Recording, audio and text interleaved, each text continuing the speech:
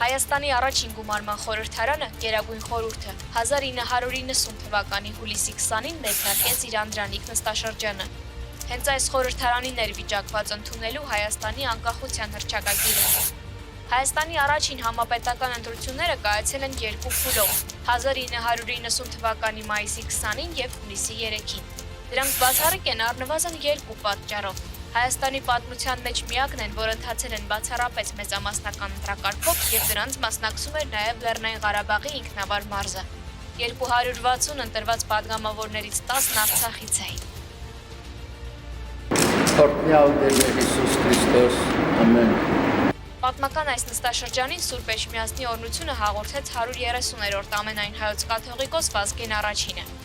Իսկ սկզբանե մենք մեկ ազգ ենք և հետևաբար նույն ազգի զավակներն ենք համախմբված Սուրբ Արարատի լանջերի շուրջ։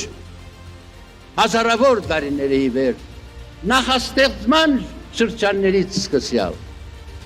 Գերագույն խորհրդում ներկայացված էր երկու քաղաքական ուժ՝ կոմունիստական կուսակցությունը և հայոց համազգային շարժումը։ Հետագայում կազմավորվեցին մի քանի այլ խմբակցություններ։ Բուռն բանավեճերով նիստերն ընթանում էին պետականության երկու խորհրդանիշների ներքո՝ Հայաստանի խորհրդային սոցիալիստական հանրապետության դրոշի և ազգային եռագույնի։ Գերագույն խորհրդի անդրանիկ նիստում բավականին երկար ժամանակ խլեցին ընթացակարգային հարցերը։ Ուստի հուլիսի 20-ի առավոտյան 11-ին մեկնարկած նիստն ավարտվեց լույս 21-ի գիշերը ժամը 1-ին։ Անկախացող Հայաստանը դեռևս գտնվում էր ԽՍՀՄ կազմում, բայց առաջին իսկ նիստի օրակարգում արդեն իսկ խորհրդային կենտրոնական իշխանությունների որոշումներին հակադրվող քննարկումներ էին։ Դրանցից մեկը խորհրդային Հայաստանից արտաքսված, սակայն հեռակա կարգով պատգամավոր ընտրված Պարույր Հայրիկյանի պատգամավորական լիազորությունների ճանաչումն ու նրան Հայաստան վերադարձնելու գործընթացն էր։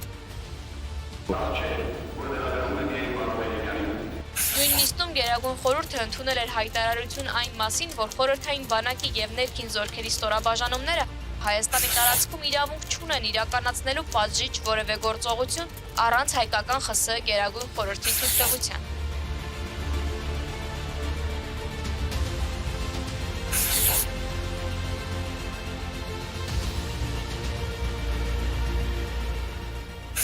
«1990 թվականի օգոստոսի 4-ին Կոմկուսի առաջնորդ Վլադիմիր Մովսիսյանի հետ պայքարում Գերագույն խորհրդի նախագահ ընտրվեց Լևոն Տեր-Պետրոսյանը։ Օգոստոսի 6-ին նախագահի առաջին տեղակալ ընտրվեց ՀՀՇ-ից Բաբկեն Արարքցյանը, իսկ տեղակալ Գագիկ Հարությունյանը Կոմկուսից։ Այդուհետ Հայաստանի Գերագույն խորհուրդը ձեռնամուխ եղավ մշակելու Հայաստանի անկախության հռչակագիրը։